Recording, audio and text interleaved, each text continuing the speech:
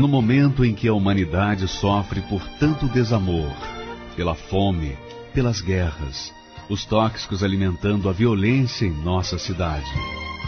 Esta emissora traz até você momentos de amor, paz e alegria, através de um programa feito com carinho para o seu coração.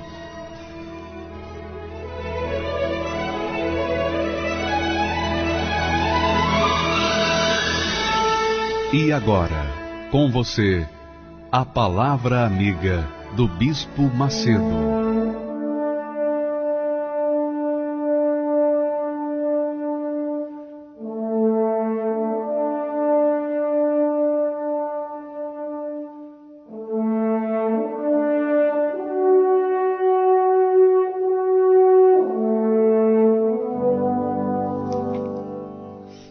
Graças a Deus.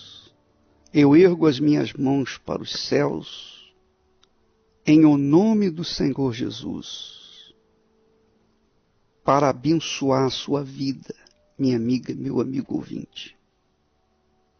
Que o Deus Altíssimo, o Espírito do Deus de Abraão, de Isaque e de Israel, sim, que o Espírito do Deus Altíssimo venha envolver a sua vida, agora, nesse momento, e arrancar todas as mazelas, as dúvidas, os medos, as preocupações, as doenças, as enfermidades, as dores. Sim, em o nome do Senhor Jesus, seja curado, seja livre de todo o mal que cerca a sua vida. Seja livre de todas as mazelas que tentam contra a sua vida. Seja livre de todo olho grande, toda inveja, toda bruxaria, feitiçaria, magia. Seja livre de todos os males. E se você crê, diga amém. E graças a Deus.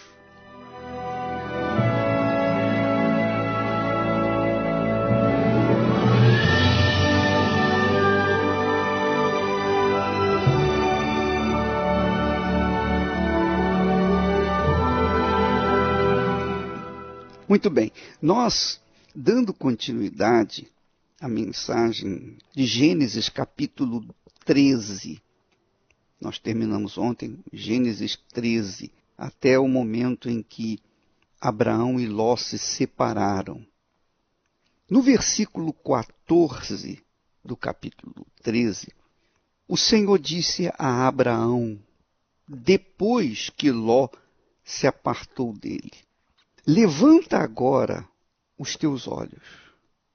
Olha só, depois que Abraão se livrou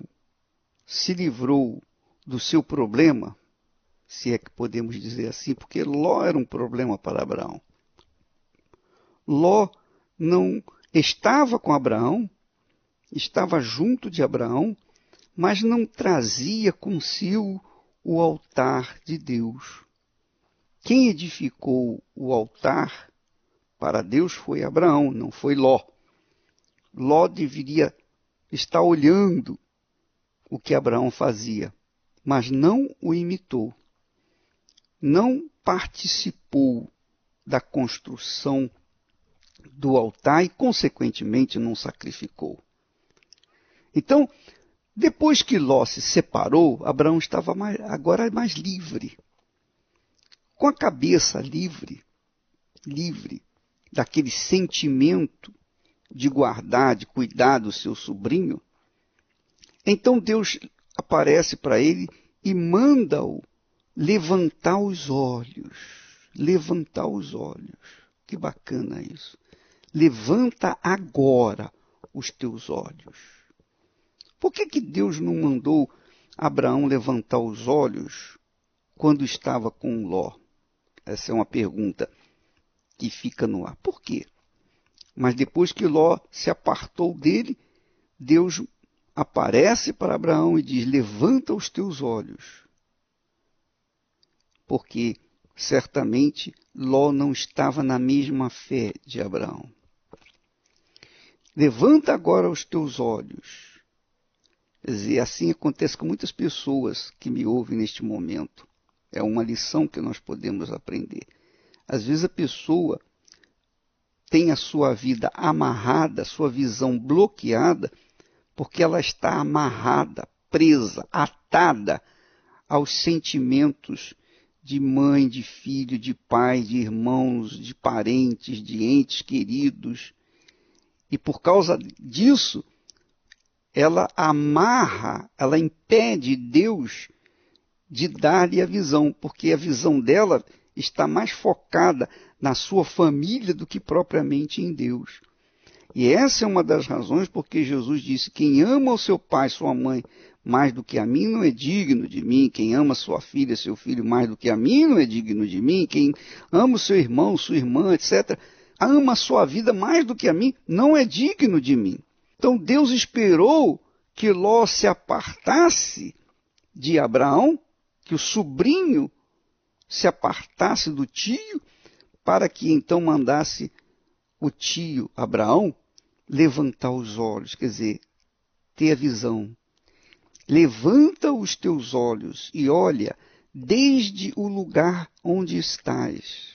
Abraão estava lá em Canaã. Abraão estava lá no local onde ele havia erguido o altar para o Senhor. Pois bem, Abraão estava lá no local onde ele havia erguido o altar para o Senhor, em Betel.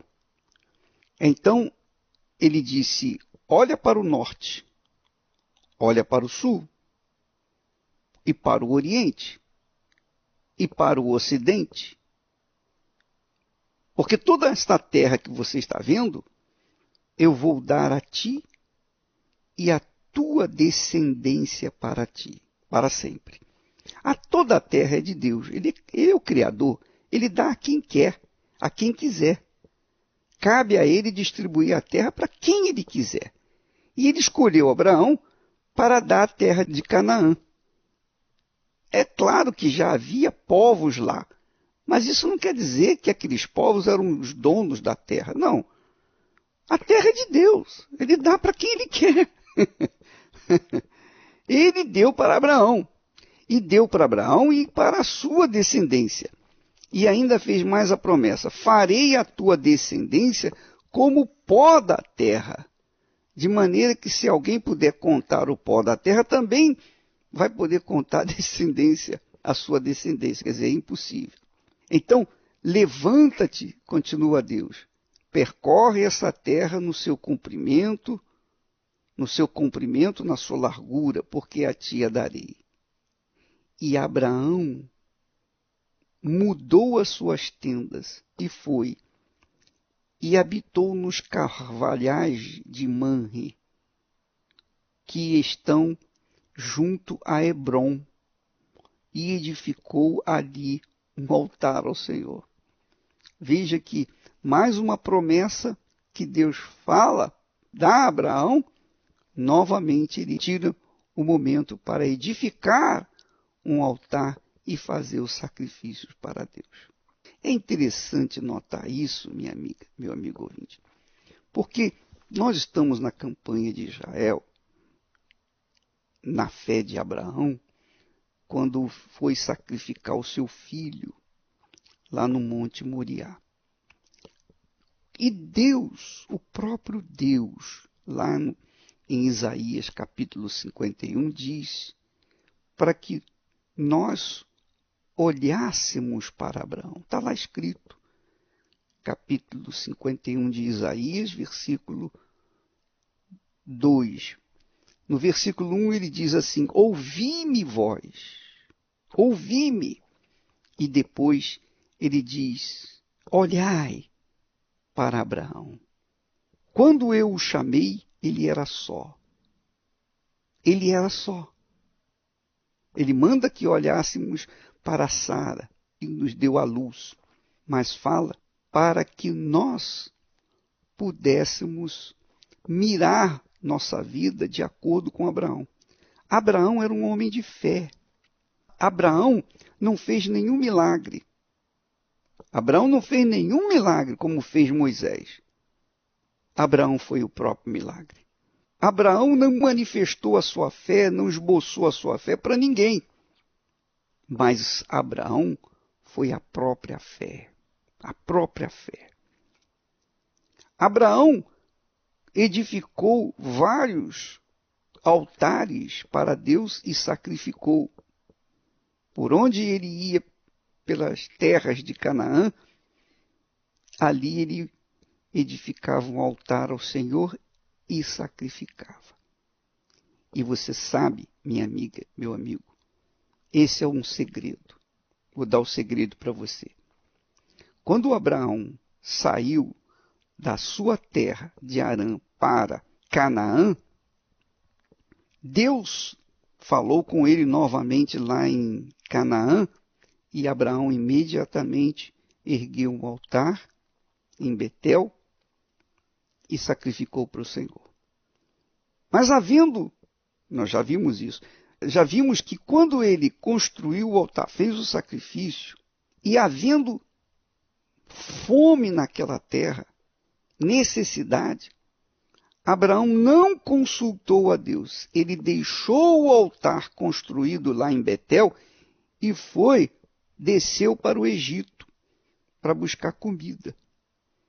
E quando ele foi para o Egito, ele encontrou só problemas. Nós já falamos sobre isso nos programas anteriores. Ele encontrou problemas, porque o faraó queria ficar com a mulher dele. Mas Deus o salvou, o livrou. E Abraão saiu da terra do Egito, poderosamente rico, e foi novamente para onde? Ele voltou para Canaã, onde havia a fome, onde ele justamente tinha edificado um altar. O que eu aprendo com isso? Enquanto nós estamos juntos do altar, nós seremos beneficiados pelo altar. Quando nos afastamos do altar, nós seremos prejudicados pela falta do altar, abandonados pelo altar. Essa é a realidade. Essa é a pura realidade.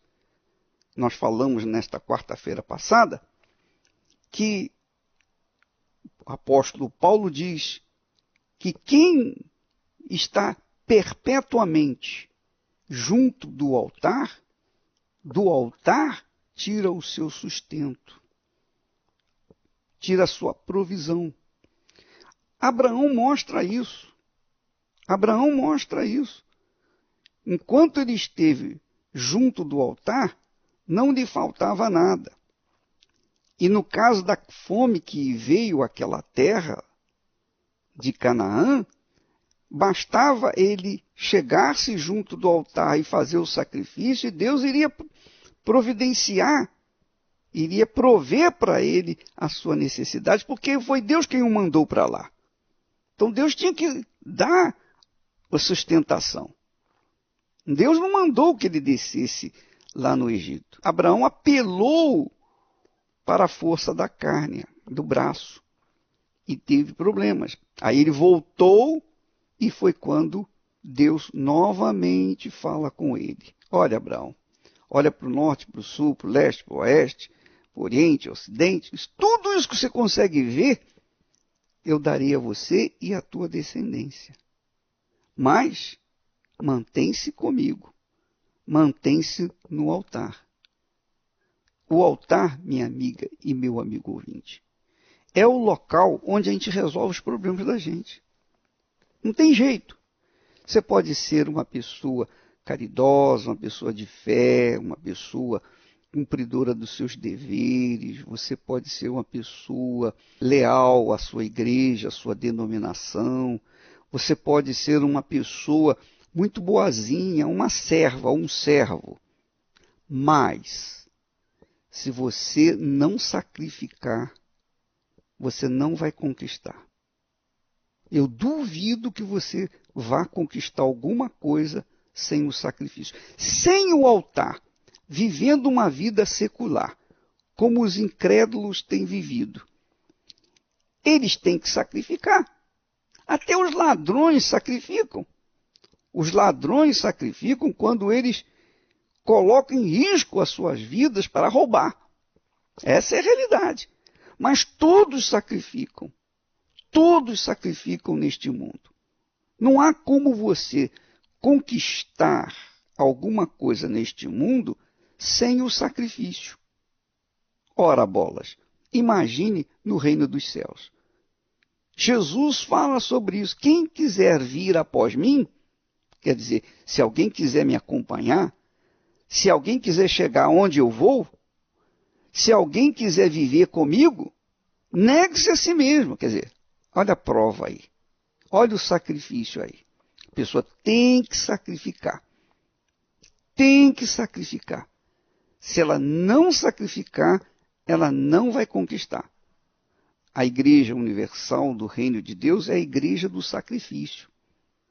É a Igreja do Sacrifício porque é a Igreja da fé. E não existe fé sem o sacrifício. Não há como a pessoa tomar posse pela fé de alguma coisa sem abrir mão de outra. É impossível, minha amiga, meu amigo ouvinte. Presta atenção. É impossível fazer omelete sem estalar os ovos. Você pode comer ovos sem estalá-los, sem quebrar os ovos? Não dá, não dá. Você tem que quebrar os ovos. Mas as pessoas querem comer omelete sem quebrar os ovos. Não dá. Tem que sacrificar. Tem que sacrificar. Esse é o segredo. E quem não sacrifica não demonstra a fé que diz que tem. Quem não sacrifica, não demonstra a fé que tem. Essa é a realidade. E são muitos crentes que me ouvem nesse momento que sabem disso. Muitos pastores, muita gente que conhece bem a Bíblia, que ora, que jejua, mas que não faz o sacrifício da fé, que a fé exige. A fé exige sacrifício. Abraão mostra isso. Por isso que Deus manda olhar para Abraão. Não é à toa que Deus mandou a gente olhar para Abraão. E eu vou dizer para você uma coisa. Eu esboço minha vida, eu projeto minha vida, eu decido minha vida, tudo de acordo com Abraão. Tudo de acordo com o que Abraão fez no passado. Eu imito Abraão. Eu procuro imitar Abraão. Porque o Espírito Santo me faz olhar para Abraão. Olhe para Abraão. Aí vem o crente cascudo e diz assim, eu acho que a gente tem que olhar para Jesus. Olhando para Abraão, eu estou olhando para Jesus, porque foi Jesus que o chamou. Foi Jesus quem levantou Abraão, foi Jesus que mandou olhar para Abraão, que manda olhar para Abraão. Então, olhar para Abraão é olhar para Deus. Olhar para Abraão é olhar para o altar. Olhar para Abraão é olhar para o templo. Olhar para Abraão é olhar para a fé, porque ele é o pai na fé. É o pai da fé de todos aqueles que seguem os seus passos. Então, Abraão edificou o altar para o Senhor novamente, lá em Hebrom, justamente para sacrificar. Ora, Abraão, a priori, não precisava mais sacrificar, ou precisava, porque ele já tinha sido escolhido por Deus. Foi Deus que o chamou, foi Deus que o tirou da terra de seus pais, da sua parentela, da casa de seus pais, para trazê-lo para Canaã. Então, Abraão não precisava, a priori, fazer qualquer sacrifício, porque ele já era um escolhido de Deus. E é isso que os crentes dizem, eu já sou crente no Senhor Jesus, eu não tenho que sacrificar. É você que tem que sacrificar. É você que tem que sacrificar. E se o incrédulo quiser a bênção que você tem, ele vai ter que sacrificar também. E ninguém em sã consciência toma posse de uma conquista pela fé sem o sacrifício. E onde é que se faz o sacrifício? No altar. O altar é para resolver todo e qualquer problema. Qual é o seu problema? Problema familiar? É no altar que você resolve. O seu problema é sentimental? É no altar que você vai resolvê-lo. O seu problema econômico? É no altar que você vai resolvê-lo. O seu problema é de saúde? É no altar que você vai resolver. O altar é o lugar do sacrifício. A partir do momento que você vai no altar, sobe no altar, sacrifica a sua vida no altar e permanece no altar, seus pensamentos ligados no altar, que é Deus, que representa Deus, então do altar vai vir o suprimento das suas necessidades. Vai vir a provisão de Deus para você. Ele vai cuidar de você. Pois, minha amiga, meu amigo ouvinte, foi assim com Abraão. Foi assim com Abraão. E será assim com todos os que imitam ou imitarem Abraão. Abraão é o nosso pai na fé, quer dizer, é o nosso líder na fé. E quem guiou Abraão foi o Espírito de Deus. Foi ele quem guiou Abraão a ser o nosso pai na fé. O altar é o lugar do encontro com Deus. O altar é o lugar do encontro com Deus. É o lugar de matar a carne e viver pelas obras do Espírito.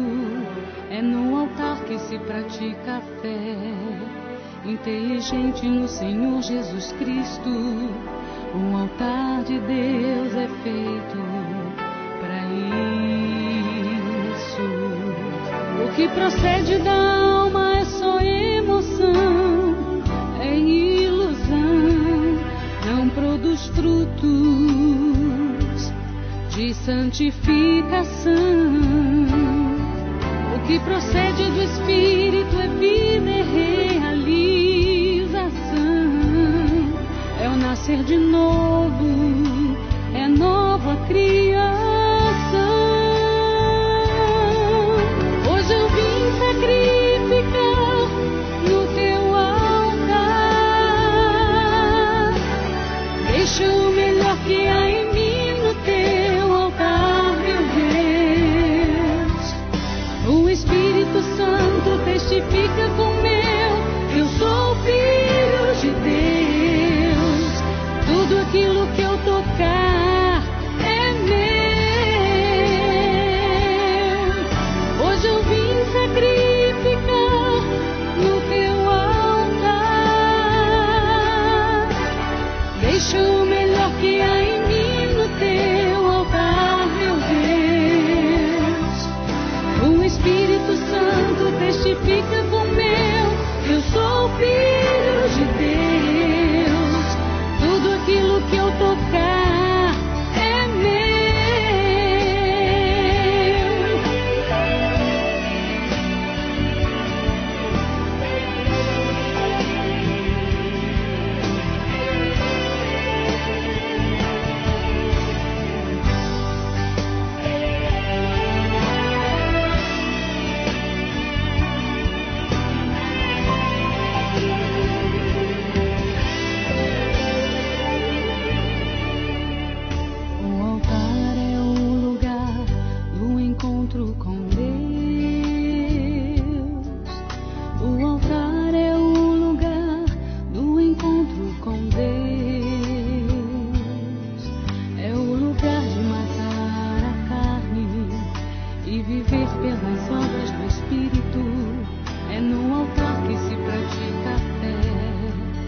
inteligente no Senhor Jesus Cristo.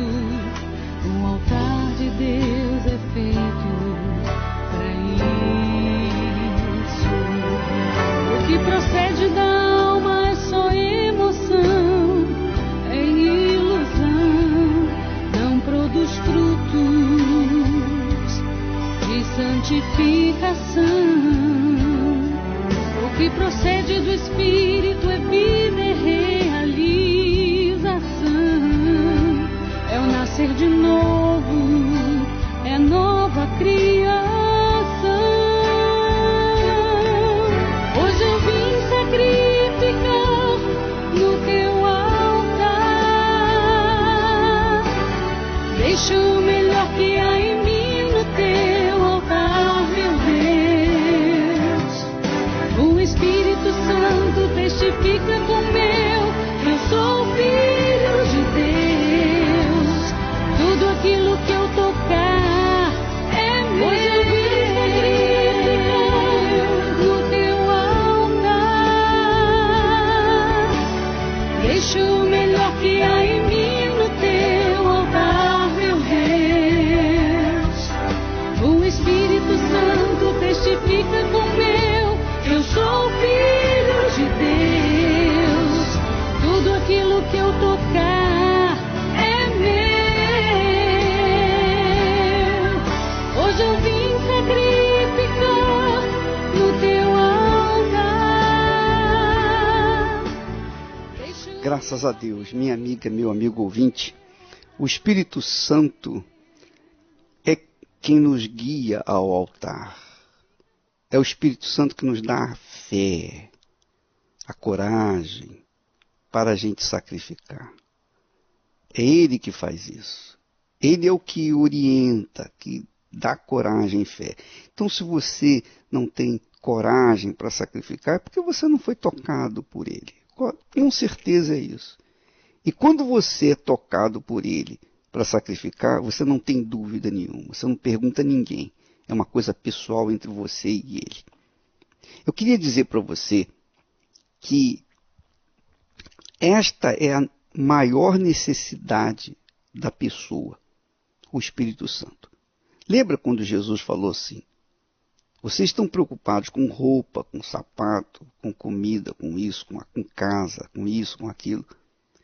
Buscai, pois, em primeiro lugar o reino de Deus e a sua justiça, e todas essas coisas vos serão acrescentadas. Quer dizer, o próprio Senhor Jesus diz que o mais importante é a gente ter o Espírito Santo. Quando você tem o Espírito Santo, você tem o Rei dos Reis dentro de si. É claro, todas as demais coisas vão sendo acrescentadas a partir daí. Agora, normalmente as pessoas fazem o contrário, elas querem todas as coisas primeiro e depois o reino de Deus. Aí não dá. Então, tem que haver o sacrifício. Você tem que renunciar à sua carne, você tem que renunciar à sua vontade, o seu eu, para abraçar o reino de Deus, para que Ele, o Senhor Jesus, venha reinar. Portanto, o reino de Deus é isso, Jesus reinando dentro de nós. Quando Ele vem e reina dentro de nós, na pessoa do Espírito Santo, que é o batismo com o Espírito Santo, então todas as demais coisas vão ser acrescentadas. É o caso dessa menina, a Keila. Vamos ouvi-la. Meu nome é Keila dos Santos, eu tenho 39 anos. A minha vida antes de receber o Espírito Santo, eu era uma pessoa muito triste, eu era uma pessoa nervosa. Eu me casei e mesmo assim eu continuei, nervosa. Eu trabalhava, eu cuidava da casa, não tinha paciência com meu esposo, não tinha paciência depois nasceu minha filha, não tinha paciência. E eu tinha uma vida que não era boa. E o meu fundo do poço foi quando eu descobri a traição do meu marido.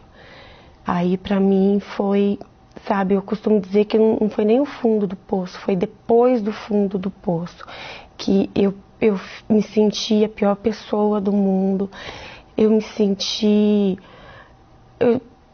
Nasceu uma mágoa muito grande dentro de mim devido a tudo isso que aconteceu. E eu me separei e aí eu comecei quase que a entrar em depressão mesmo, porque eu não tive estrutura para suportar aquilo. Foi quando numa noite eu olhei para minha filha, ela estava deitada, eu vi que eu tinha que mudar, que eu não podia mais continuar daquele jeito.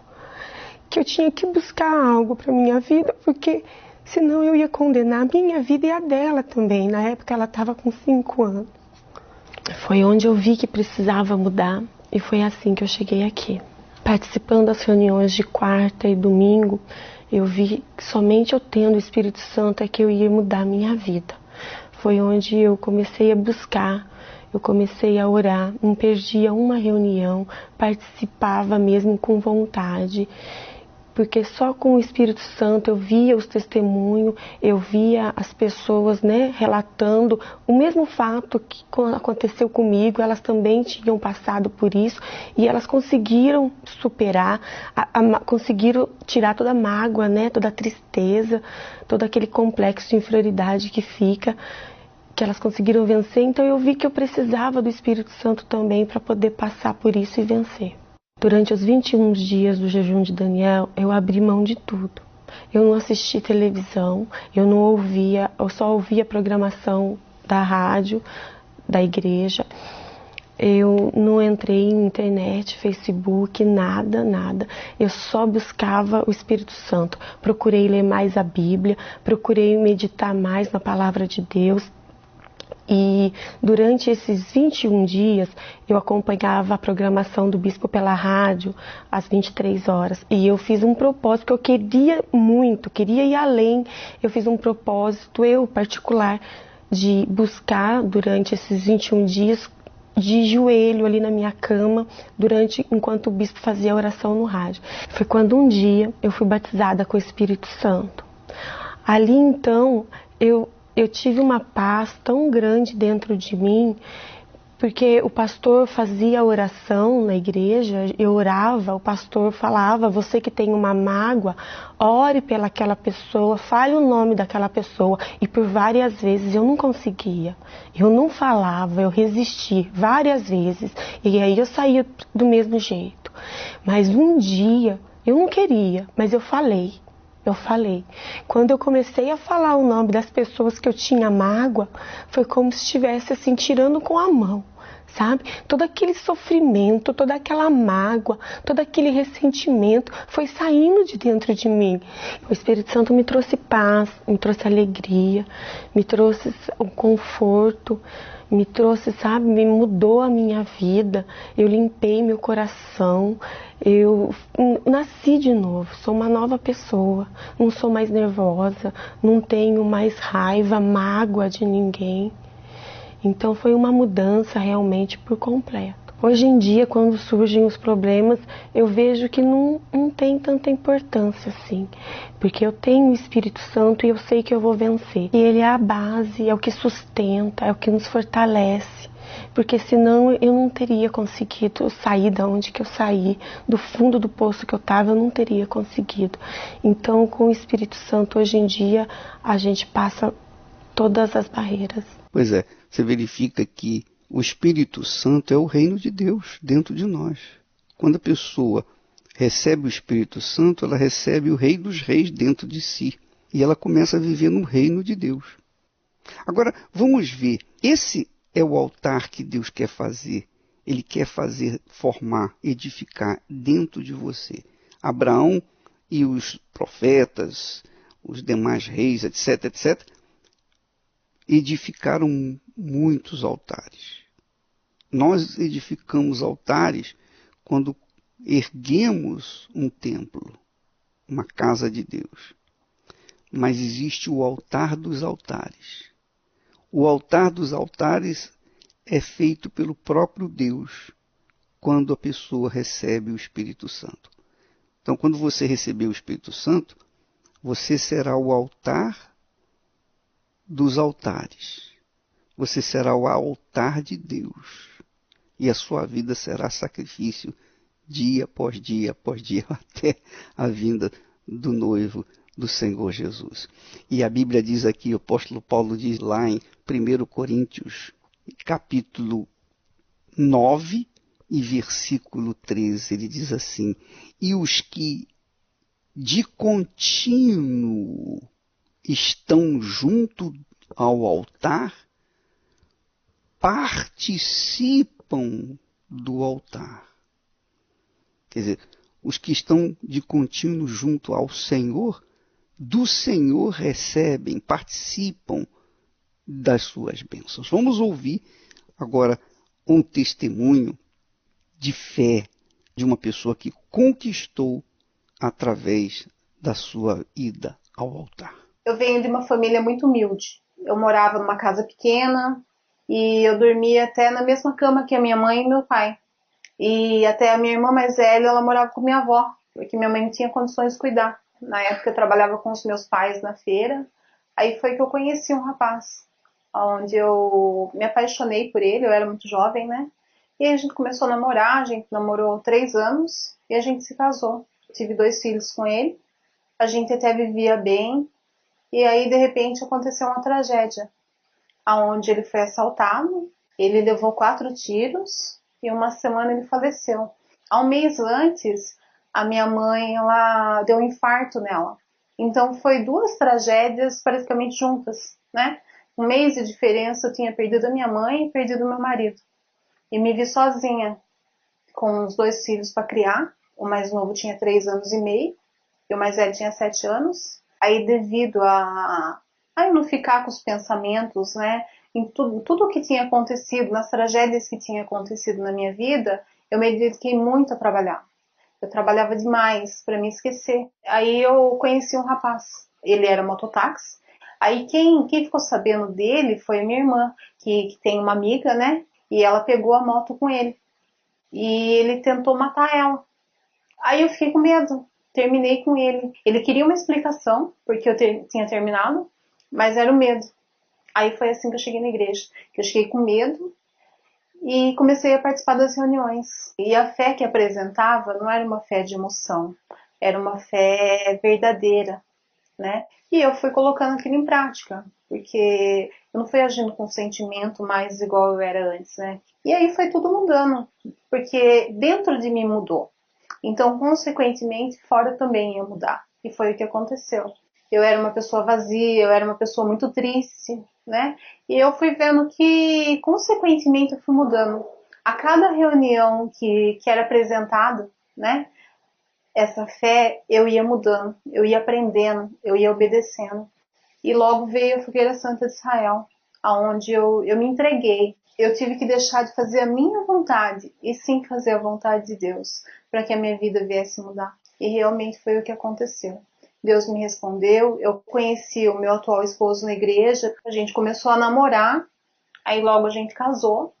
A gente tem loja na nossa cidade, tem lojas nas cidades vizinhas. Houve crescimento em todas as áreas, tanto na minha vida sentimental, quanto na vida dos meus filhos. Para quem não tinha uma cama para dormir, hoje a gente tem essa casa que ela é grande, ela é confortável, a gente tem piscina aquecida, tem uma outra casa aqui dentro desse condomínio, tem o meu carro, meu esposo tem o dele, meu filho tem o dele.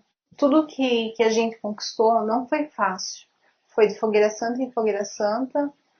E aí eu fui fiel no pouco e Deus tem me colocado sobre o muito. Nossa vida hoje é completa, totalmente diferente do passado. E eu tenho a consciência, né, que tudo foi do altar de Deus. Você pode verificar o seguinte, nós fomos fiéis no pouco e Deus foi abençoando. Interessante. O que você tem, minha amiga, por mais que você tenha, é insignificante diante dos olhos de Deus. Esse pouco que você tem, por maior que seja para você, esse pouquinho foi Deus que lhe deu. E desse pouquinho é que Deus vai fazer crescer, multiplicar se você for fiel para com Ele. Porque quando Jesus disse, se você for fiel no pouco, sobre o muito será colocado, esse pouco é Ele que dá. E se a gente for fiel no pouquinho que a gente coloca no altar, então aquele pouquinho vai crescer, vai multiplicar. Essa é a fé da Fogueira Santa de Israel. E quem quiser, vai. Quem crê, vai. Quem não crê, fica. Porque quem crê está disposto a sacrificar. Nós vamos ficando por aqui. Amanhã estaremos de volta neste horário e nesta emissora. Que Deus abençoe a todos, em nome do Senhor Jesus. Um dia em Berseba saiu partindo para Moriá. Um velho levando o menino calado a pensar. Ninguém conhecia o mistério, seguiam só os passos seus, mas eles sabiam que o velho era amigo de Deus. O dia caía e então paravam para descansar, e na madrugada seguinte voltavam a andar.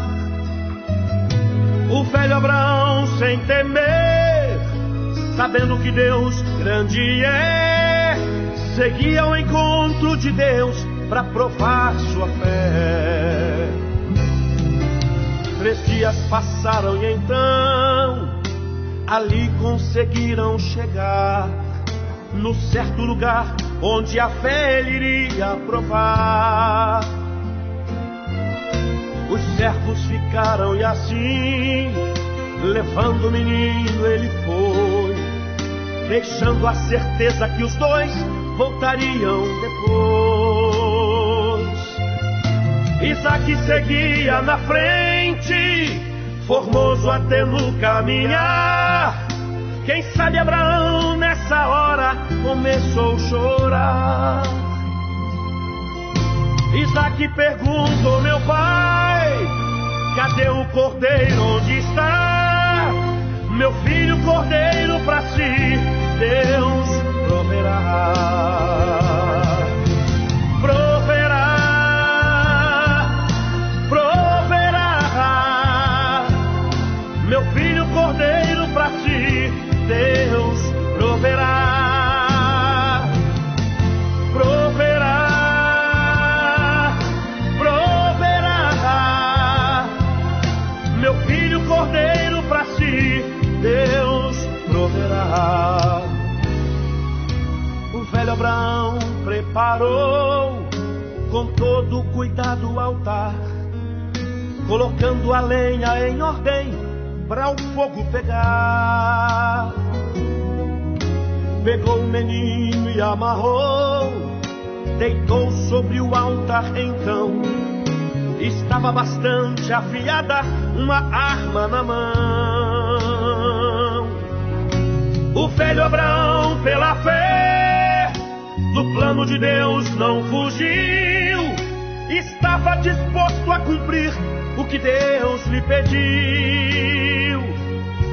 Mas com ele o anjo bradou: não faças nada ao filho seu, porquanto agora eu sei que temes a Deus. Proverá, proverá. Eu sei que a vitória pra mim Deus proverá. Proverá, proverá. Eu sei que a vitória pra ti Deus proverá. Eu sei que a vitória pra mim Deus proverá. Eu sei que a vitória pra ti Deus proverá.